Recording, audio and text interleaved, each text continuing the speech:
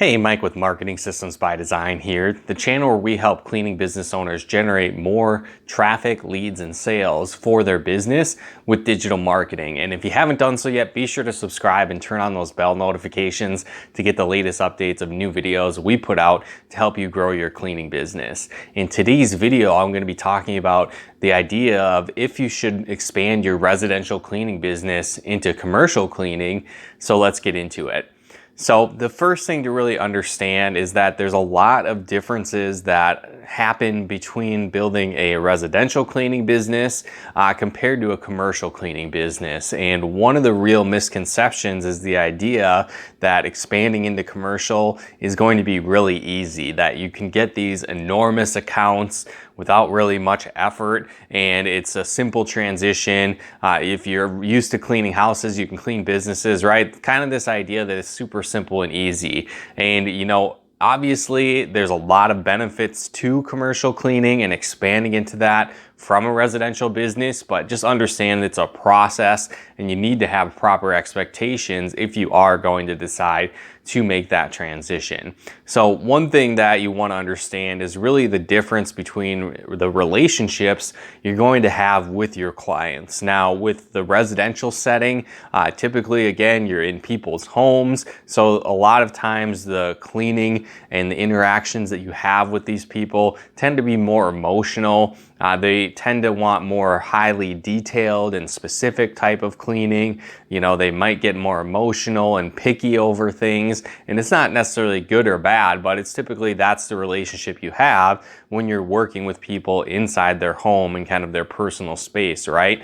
But a difference is that when you're in commercial cleaning, usually they are more objective, they're more systematic, they're not as emotional as it comes to cleaning. So instead of having a high amount of detail that they're looking for a quality job that's done quickly, and then also is just going to be more of a general cleaning as opposed to specific details that you need to focus on, like with residential cleaning. So obviously customer service is going to be important, just as important as residential cleaning, but understand they're looking for a different type of cleaning, so they might be a little bit less maintenance type of customers, right? And so when you're making that transition, also understand there tends to be more stability in commercial cleaning, whereas in a residential service, if they don't like the service or they have a bad experience with a cleaner or something to that effect, right, they can basically just fire you and then move on to the next residential house cleaning service, right? Where in commercial cleaning, it's a little bit more of a process where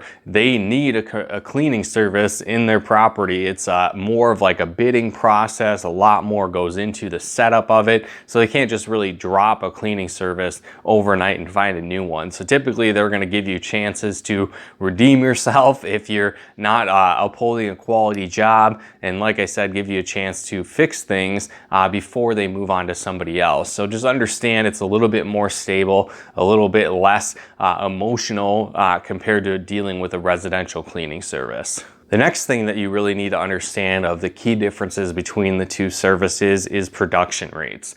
Now, when it comes to residential cleaning, typically you're going to be cleaning during the day, and so you're going to need staff for that. But when you shift into commercial cleaning, often you're actually going to be cleaning at night. Now, sometimes there are companies that are shifting more to do day cleaning as kind of an energy saving method, but at the same time, you need to understand that it's probably going to take longer to clean those buildings if you're working with a commercial cleaning business during the day. And if you are working at night, understand that you're probably going to have to hire new staff or additional staff to be able to cover that. So understand there's more of an investment up front when you shift into that commercial cleaning side. Another thing, like I had mentioned, is that with commercial cleaning, typically they're going to be expecting more of a general cleaning, but you're going to have to clean a lot more space. So instead of like a home where it's a couple thousand square feet, maybe you're moving into a business where it's potentially tens of thousands of square feet that you need to clean in roughly a similar amount of time. So your production rate needs to vastly increase. You're not going to be doing this detailed cleaning, but you need to go in a much wider space and a much wider area in a shorter period of time. Now, at the same time, with this, you still need to have that quality as you're cleaning. It doesn't mean that you can skimp on different things. They're obviously not going to expect the high level of detail, but sometimes business owners will actually kind of set traps for your cleaner, where they're making sure that you are hitting those key points that you should be cleaning. So be aware of that. You still want to maintain that quality, but you just really need to increase that speed and production rate as you move into commercial cleaning. Another thing to understand is that there's going to be a lot more of an investment up front in higher end equipment, and this also really stresses the importance of training when it comes to your cleaning technicians. Obviously this is important with residential cleaning as well, because if you damage a home or appliances or countertops, that's very bad, right? But especially in commercial cleaning, because you're cleaning on a much larger scale. So for example, with residential cleaning, you might be able to get started with a few brooms, some mops, some cleaning supplies, but it's a lot different when it moves into commercial cleaning. You're going to need to invest in things like backpack vacuums, most likely. You might need floor buffers and other high-end equipment that's going to need more sophisticated training. But on top of that, the liability that you have can go up as well, because again, imagine you made a mistake in residential cleaning. You possibly, your cleaning technicians did the wrong chemical and damaged a sink. Well, that's one sink in that one home, right? But if you're in a business setting, they might be cleaning multiple floors of bathrooms. So if they made that same mistake, it could be thousands of dollars of damage, if not even tens of thousands, just from that one mistake. So training is obviously important in both residential and commercial, but even more so in commercial, because the scale is that much bigger when you're talking about commercial cleaning compared to residential cleaning. Another key difference that you need to understand is the difference in cash flow. Where residential cleaning, you pretty much clean the house, you get paid, you clean the house, you get paid, right? But when you move into commercial cleaning, typically you're not going to be paid immediately, and sometimes it can be 30 days or more until you actually receive that payment for those cleaning services. So this means you're going to have to hire staff, get higher equipment, train your staff, provide product supplies, and then the labor as well for this cleaning service, potentially for a month or more until you get that first payment for those services. So if you're moving into commercial cleaning, understand you probably need some cash on hand, a little bit of a buffer zone to really get yourself through that initial period until you start getting paid back from the services that you're doing. Along with this, you also want to understand that the profit margins are a lot lower on commercial cleaning. So you might make $100 or more potentially on a residential cleaning, where again with commercial cleaning, since you're cleaning at such a large scale, the profits are usually higher, but the margin for error is much lower. So you need to be really on point when you're giving estimates. You need to know your production rates, because if that kind of thing is off, it could really quickly turn into jobs that aren't profitable enough for you, and you might end up losing money doing these commercial cleaning jobs. Another thing to understand is that it's a totally different target market. So if you right now have a residential cleaning business, your name, for example, might just not be right. So maybe your business name is like Happy House Cleaning, for example. Well, if you expand into commercial cleaning, that business name is not really fitting, right? So you might need to change your business name or adopt a second one. Likely you want to create a whole new website for your commercial cleaning branch, a new Google My Business page. And again, the target market and the marketing is just really going to be completely different, because it's a totally different ideal customer that you're dealing with. Another thing to understand is that if you don't have a different website that you're driving traffic to or running advertisements to, it might not be as effective if you're sending commercial clients to a residential cleaning site, for example. Another thing to understand as well along with this is that the target market is typically a lot smaller. There's many houses that you could potentially clean in residential services, but in commercial services, there's obviously less businesses that you have the ability to clean. Now, typically the profits are much higher when you do get a cleaning client in commercial, but understand there's a lot less of them. Now again, we've covered a lot of details here, and this may sound kind of negative overall, but there are a lot of different benefits when you do transition into commercial cleaning. One of the big ones is it can help you diversify your income, right? So again, right now, a lot of craziness going on in the world, and a lot of residential cleaning companies are actually losing customers and losing business because people are scared. But at the same time, a lot of commercial businesses are thriving as they're disinfecting and sanitizing different businesses around the country and around the world. So understand, as you diversify your income, it gives you more opportunities to prevent losing business in the case of issues like we're dealing with right now. Another thing to understand is this can really help you increase your earning potential.